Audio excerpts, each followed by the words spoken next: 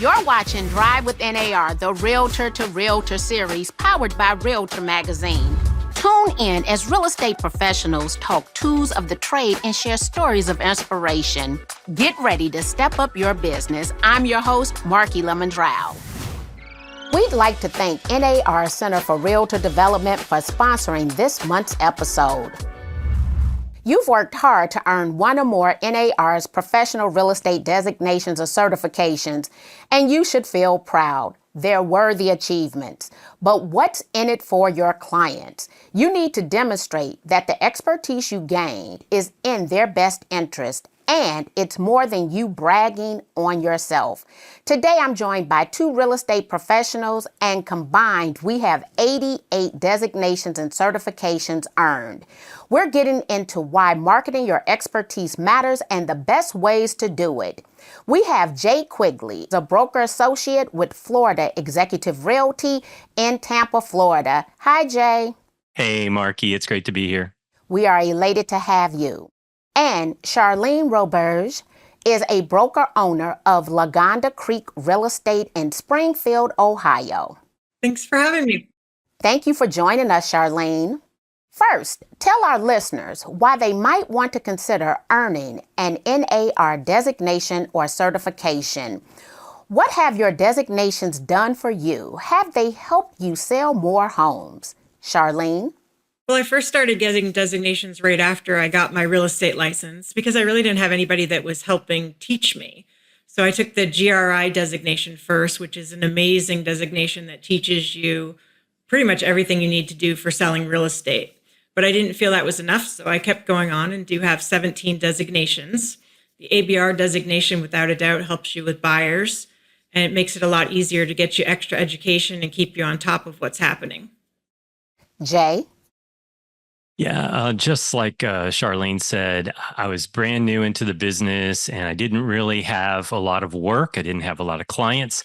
So I thought that was the perfect time to put some tools in my toolbox. And really, the GRI was the first one that I accomplished. And back in the olden days, before virtual classes, you had to travel all over the state to catch a few hours here, a few hours there. But once I completed the GRI, I really felt like a professional. You know what? My first designation earned was the ABR. I was brand new to the business and quickly realized that the pre-license course did not teach us how to sell real estate. And because I earned that ABR, my first full-time year selling real estate, I was able to close $12 million in productivity. So I attribute my real estate success to earning the ABR because it actually taught me how to practice real estate. Beefing up your buyer representation knowledge is top of mind right now. Can you share an example of a moment in your business when your buyer training came into play and helped your client close a deal? Jay? Yeah, for sure. After I got the ABR designation, it was amazing because I was comfortable using the buyer brokerage agreement. And at the time, about 5 years ago, I didn't have anybody in my office that was really using it. So I couldn't, pick their brain on, okay, do you always make a buyer sign one of these? Well, absolutely. After getting through that class, I realized that that's how we formalize our relationship with our customer, our client. And when all of this came down, in August, I really didn't skip a beat because I had been using the buyer brokerage agreement the whole time. And so in doing so, what I have found is that doing the buyer consultation leads naturally to the buyer broker agreement. And at that point, the whole foundation for the relationship, what it is they're looking for, why they're looking for, what they're looking for, all of those things come to the table during that very important buyer consultation. And that's one of the things that I really picked up, the importance of having a proper buyer consultation. Charlene? Mine was a little bit different. I took the ABR designation a long time ago, but nobody in our area was using the buyer broker agreements.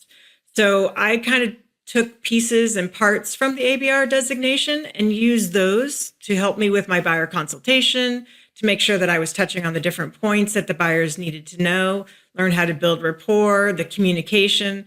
But still, with all of that background from the ABR class, when this came around and we had to use buyer broker agreements, really there was no issue. It's a matter of just communicating. And that's what it's truly designed to do, is make sure that we communicate with our clients. And I have no issue using it. And I think it's really good for the industry because it makes everybody have to be on the same level playing field and having their conversations and informing the public of what needs to be done.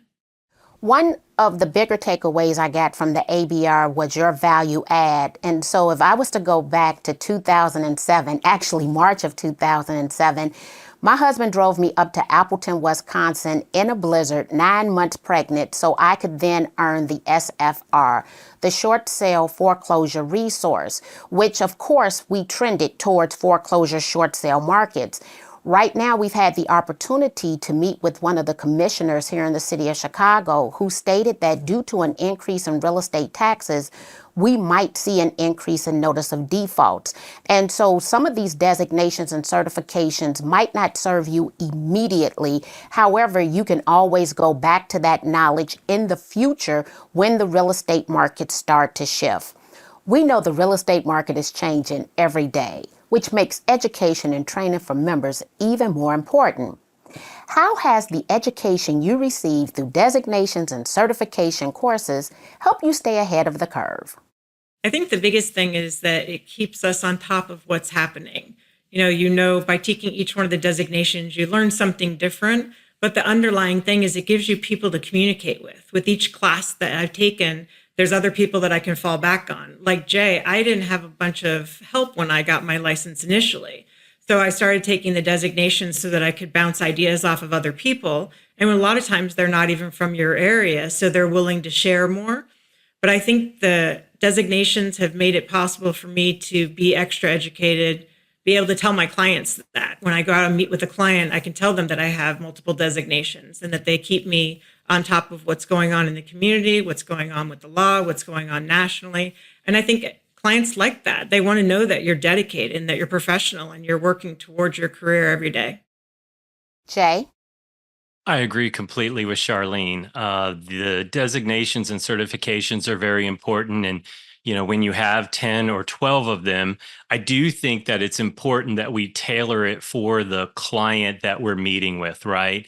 For instance, and it might even also be a situation where you're working with a baby boomer or somebody of that era. And that's when I will use the SRES slick to share with them what that training is going to do to help them achieve their goal, whether it's age in place, downsize, or move to another location.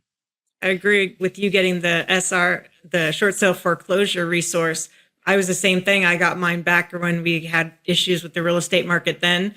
And I do foresee as well that it will be able to use that designation again. And I don't think everybody realizes that there's so many different ways to sell real estate, how to tailor it to each person. Unless you pick a niche, you can't always help everybody. But if you have multiple designations, you can take the different education that you got from each one and be able to use that for that particular client, just as Jay said. I agree completely. Well, before NAR developed the PSA, the Price and Strategy Advisor, there was the BPOR, which definitely numerous licensees took that and were able to create an additional niche. But when I think about the PSA, every time we're pricing a property, I'm utilizing the acronyms SBA, subject better add to comp, and CBS, comp better subtract from comp, which allows us to actually price properties to sell. So there are little things that you can learn inside of each of the designations and certifications that will allow you to stand out, but to bring more value to every single real estate transaction. Elevate your career with the ABR designation course offered at no cost until December the 31st, 2024. Distinguish yourself as a home buyer advocate with benefits to boost your brand, business, and network. Visit become.abr.realtor to enroll today. I mentioned before that real estate professionals need to demonstrate how their education served the best interest of their client. How do you have that conversation with clients, and what are you telling them? Charlene? Well, in my case, having multiple designations, I have more designations and certifications than anybody else in my area in Clark and Champaign counties. So when I'm able to walk in and talk to the clients about the designations that I have and where I've obtained them and the education that I've gotten, I think that it shows, again, the dedication and professionalism that I have to this business. And being able to pull different things out of each one of the designations, I think the customers appreciate that. They don't want to get into any trouble any more than we do. So by being able to stay on top of each one of those things, it still is great for the clients. And I still continue to educate myself to this day. I just got another designation last week. So I truly believe that the education puts us on top. It gives us the better chance than other agents with the customers and clients. Using the designations and certifications to educate our potential clients has been key for me. And my little catchphrase or slogan or whatever it is that we call it in our business is experience, education, and excellence. And when I talk about the educational component, I have 100 times out of 100, the clients do not roll their eyes about that. In fact, they lean in on it. They want to hear what that's about and how it's going to benefit them. For example, being able to share that with them and how I'm going to be able to help them get to their ultimate objective faster and more efficiently than the next person, I think that absolutely gives us a leg up on the competition. The RENE just teaches us how to truly negotiate on behalf of the person in which we are working with. Do you use social media or any other marketing platforms to showcase your designations? And how do you do that in a way that connects with clients and doesn't sound like you're tooting your own horn? That's a good one. I need to improve in that area, quite honestly.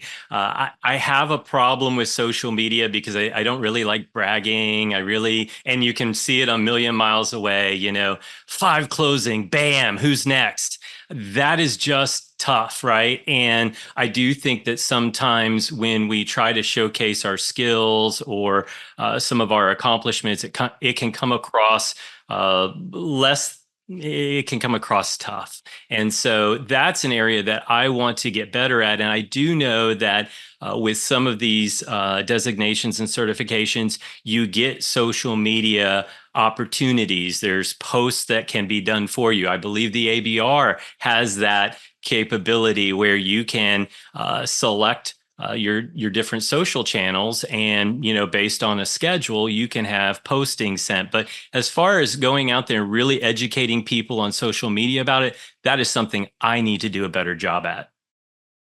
I agree with Jay. It's interesting. Sometimes we continue to learn, and social media is not somewhere that I've spent an exuberant amount of time either. I know it's the up and coming. I know it's here. I know it's not going to go away. So I too need to do more with social media. But I think in all of our marketing, mostly I let people know that I have it. I keep it on my signature line. I do share it with each individual. But as far as any mass marketing with my designations, not really. I don't want to brag too much. I do have an advantage that my husband works in real estate with me. So he does the bragging, which works out great for me because then I don't have to be doing it. He can tell everybody about the designations, or at least tells them that I have them all and leaves it to me to explain what they are. But to have somebody else to be able to brag for you makes it nice because I don't have to brag. Instead, I can explain what I've learned and show them the skills and help them to ultimately get their goal of home ownership, which is what most people are looking for. Well, I am affectionately known as the world's greatest self-promoter. And so I consistently put out exactly what it is that I do. Sometimes bragging, but oftentimes letting people know how much money I've been able to save clients. So an example we've currently been using, we have one agent, 28 years old, who has actually negotiated over $150,000 in down payment assistance and closing cost credits this year.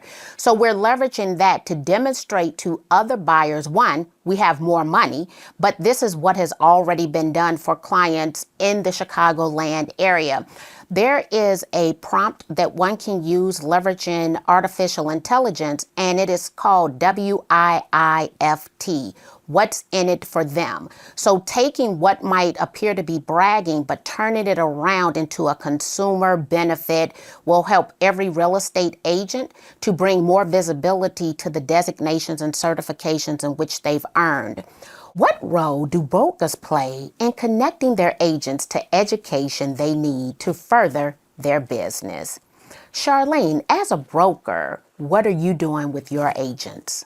Absolutely. So right now, the National Association of Realtors is offering the ABR designation at no cost. So without a doubt, I'm encouraging all of my agents that they should take it. Because if they don't take it now, well, it's free. They're not going to take it at all. So I'm encouraging all of them to take that right now, especially with all the changes that have come from the lawsuit. But in my case, my office has a lot of newer agents. They don't have a lot of experience behind them. We do a lot of training in our office. So one of the marketing materials that we put together is a marketing book that tells them all that they can give to their clients and tells them all the marketing we're doing.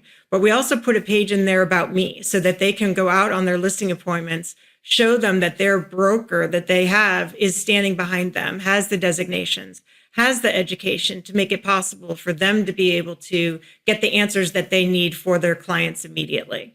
So we're trying to continuously teach our agents, have them get education and encourage the designations so that they can have that knowledge themselves and take it out to use it with their clients.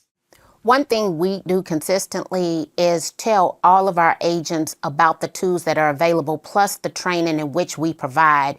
What I love about the training in which we provide is that we encourage in a non-recruiting environment that all agents in the Chicagoland market come and take classes with us, because what I've realized over the past couple of decades is the more that everyone knows, the better that each future transaction will become. Jay and Charlene, I want to thank you for being our guests today as we discuss the power of designations and certifications. I appreciate you for sharing how marketing our expertise can be a powerful tool and showing our value to our clients. Everyone, thanks for tuning in. Thank you for joining us at Drive with NAR, the Realtor to Realtor series.